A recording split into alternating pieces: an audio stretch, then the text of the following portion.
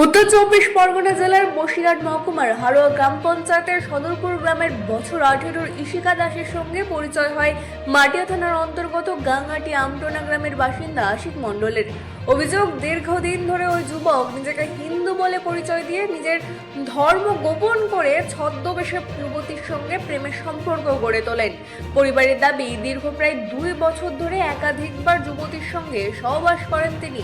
এরপরে বিষয়টি জানাজানি হতেই যুবতীকে তার অশ্লীল ছবি দেখিয়ে ব্ল্যাকমেল এবং প্রতারণা করা হয় বলে অভিযোগ। ওই ঘটনার পর থেকেই অপমান এবং মানসিক চাপে দীর্ঘদিন ধরে বাড়ির বাইরে বেরোতেন না যুবতী। গতকাল দুপুরে প্রতিদিনের মতোই নিজের ঘরে বিশ্রাম নিতে যান তিনি।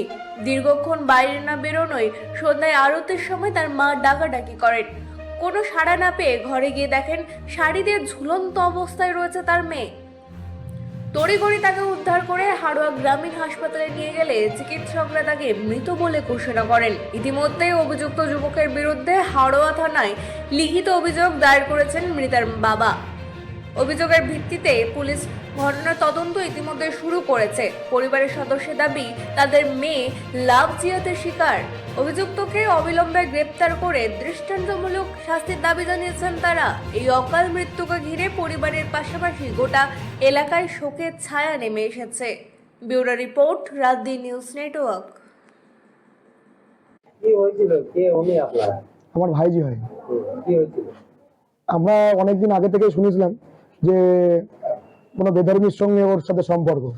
তখন আমরা ওদেরকে বারবার বোঝানোর চেষ্টা করি এবং গ্রামের সব লোকই ওকে বোঝানোর চেষ্টা করে, ওর বাড়ি থেকে বোঝানোর চেষ্টা হয়, কিন্তু ও শোধরানোর পরেও ওকে কোনো রকম ভাবে ব্ল্যাকমেল করা হয়েছে, উত্তপ্ত করা হয়েছে, যাতে তুই এখান থেকে চলে আয়, ঠিক আছে, বা অন্য ধর্ম গ্রহণ কর, এরকম ধরনের কোনো প্রস্তাব এসছে, চাপ দেওয়া হয়েছে। লাভ জিহাদ ঘটনা বা যে ধরনের সরকার থেকে মানে নির্দেশ দেওয়া হয়েছিল, তারপর থেকে এই ধরনের কেসগুলো আরো বেরিয়ে আসছে এবং আমাদের সদরপুর গ্রামে যে এই ধরনের কেস অনেকগুলোই পাওয়া যাচ্ছে। এর বিরুদ্ধে আমরা সরকার তরফ থেকে বা প্রশাসনকে বলবো কড়াভাবে পদক্ষেপ নিতে। আজকে তো দুপুর 2টোর পর থেকেই ওকে পাওয়া যায়নি, ঠিকঠাক মতন ঘরের মধ্যেই ছিল, এরকম ভাবে প্রত্যেকদিন কন্টিনিউ থাকে। একটা হিন্দু মেয়ের যে নিজের একটা আত্মসম্মানের ব্যাপার থাকে, তো আত্মসম্মানটাকে বড় হয়ে দেখে আছে। যখন দেখেছে সেই কুপ্রস্তাবে, যখন ও প্রস্তাবে স্বীকার দিতে যায়নি, তখন ওই সুসাইড করতে বাধ্য হয়েছে। আর মানে এটা আমাদের মনে হচ্ছে। উনি যে মারা গেলেন, মানে কিভাবে দেখতে পেলেন আপনারা? ওর মাই ফার্স্টে দেখতে পাই সন্ধ্যা আরতি দেওয়ার সময়।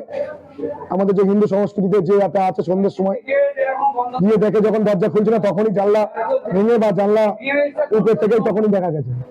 আর যেটা হচ্ছে থানায় অভিযোগ করছেন? থানায় অভিযোগ করা হয়েছে।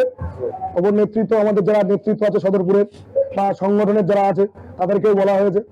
তারা সব বললো আমাদেরকে যে কেসটাকে দেখার ব্যবস্থা করবে। আপনারা কি চাইছেন? আমরা অবশ্যই তো দোষী সাব্যস্তি চাই, আমরা শাস্তি চাই। আমার নাম সুবীর দাস, সদরপুরেই বাড়ি। আপনার ভাই? আমার ভাইজি হয়। কিভাবে মারা গেলেন? দেখুন, এটা যতটা শোনা যাচ্ছে, এটা একটা লাভ জিহাদ। এই মেয়েটা কোনো একটা অন্য সম্প্রদায়ের ছেলেকে ভালোবাসতো, সেটা দীর্ঘদিন ধরে বাড়ির লোক বলেছে, সে বুঝতে চায়নি। তারপর দীর্ঘ 3 মাস ধরে ঘরের থেকে খুব একটা বেরোতো না, খাওয়া দাওয়া খুব কম করতো। হঠাৎ করে আজকে দুপুরে খাওয়া দাওয়া করে তারপরে তাকে আর ডাকা, সন্ধ্যেবেলায় সন্ধে দেয়, যেহেতু আমাদের হিন্দু শাস্ত্রে, তা সন্ধে দিতে গিয়ে তাকে ডাকলে সে বাইরে আসে না। জানলা খুলে দেখা যাচ্ছে সে গলায় দড়ি দিয়ে ঝুলে আছে। এই 12 ক্লাসে সে এবার উচ্চ মাধ্যমিক পরীক্ষা দেওয়ার কথা ছিল, কিন্তু মেয়েটা অসময়ে চলে গেল। এটা আমাদের পাড়া প্রতিবেশী, আমাদের দাদা সম্পর্ক হয়, তার মেয়ে। প্রেম ঘটিত যেটা লাভ জিহাদ। ছেলেটার বাড়ি এই আশেপাশেই হবে, আমটোনার দিকে।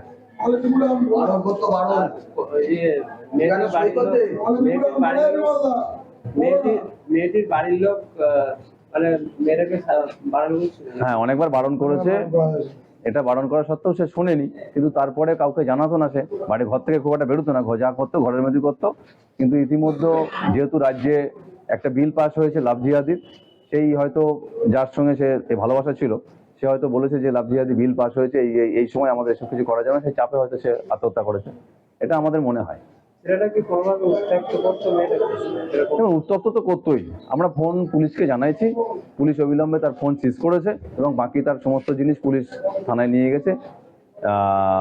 পুলিশ তার কাজ করবে, পরে অবিলম্বে বেরিয়ে। অনুরোধ করছি। আপনারা কি থানায় অভিযোগ জানাচ্ছেন? হ্যাঁ, থানায় অবশ্যই অভিযোগ জানানো হবে। কি চাইছেন? দোষী শাস্তি হোক, যারা এই ধরনের কাজ করছে আমি বলবো তাদের আইনে যে সাজা হয় সেই সাজা হোক। আপনার নাম?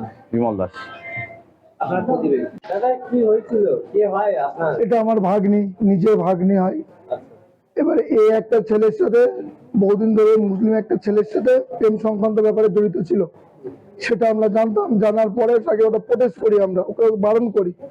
ও সেই বারণটা শুনেছিল, আমাদের প্রথম ওই বারণটা আমাদের কাছ থেকে শুনেছে। শোনার পরে ওই ছেলেটা ওকে আবার কি বুঝিয়েছে, ওটার পরে ও তখন আমাদের কথা শুনছে না, রীতিমতো বাড়ি কারোর সাথে কথাবার্তা কিছু বলতো না, প্লাস কারোর সাথে ঘরে একটা ঘরের মধ্যে সবসময় থাকতো, শুধু খাওয়ার টাইম আর চান করার টাইমটা একটু করে ও ঘর থেকে বেরোতো, আর কোনো টাইমে ঘর থেকে বেরোতো না। কেউ যদি ওর ঘরে যেত, ও ঘর থেকে তাকে বের করে লক করে দিত ঘর। আবার আজকে বিকাল দুপুরবেলাও সেম কিছুই করেছে।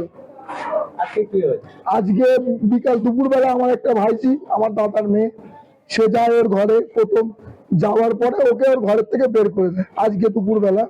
দেওয়ার পরে ওর ঘরে লক করে দেয়, যেমন অন্য দিনে থাকে তেমনই আসে।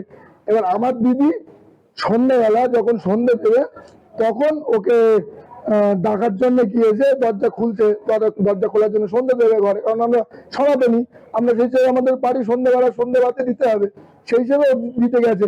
গিয়ে দরজায় যখন নক করছে, দরজা খুলতে বলছে, তখন দরজা খুলছে না।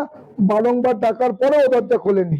না খোলার পরে তখন এবার দরজাটা ভেঙে তখন দেখা যায় আমার ভাগ্নি গলায় দড়ি দিয়ে ঝুলছে, আত্মহত্যা করেছে। আপনারা কি থানায় অভিযোগ করছেন? থানায় অভিযোগ করেনি, এবারে আমরা থানাতে যাবো, কি অভিযোগ অবশ্যই করব। আর আমি এটা চাই যে ওই ছেলেটার প্রতি অবশ্যই শাস্তি হওয়া দরকার, আর ওকে অ্যারেস্ট করাও দরকার। আজকে ভোর রাতের মধ্যে ওকে অ্যারেস্ট করা দরকার। ওর বাড়ির প্রুফ সবকিছুই দেবো আমরা, প্রশাসনকে সবকিছুই আমরা দেবো, ওকে সবকিছুই আমরা প্রশাসনকে সবকিছুই ভাবে হেল্প করবো। আমাদের শুধু একটাই প্রশাসনের কাছে দাবি, যে সে যেন রাত্রির মধ্যে ওই ছেলেটাকে অ্যারেস্ট করে, এটাই আমাদের কাছে দাবি প্রশাসনের কাছে, আর কোনো দাবি নাই।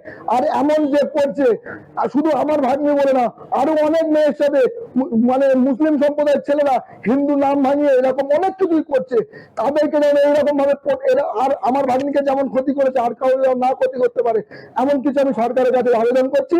এই সরকার যেন এই জিনিসটা নিয়ে ভালো করে খুব ভালো করে তদন্ত নিয়ে এই সরকার এই জিনিসটা যেন দেখে। আপনার নাম? আমার নাম সুদীপ সাঁতরা, ওটা আমার ভাগ্নি, ওর নাম ইশিকা দাস, বয়স 18 বছর সামথিং। पिताजी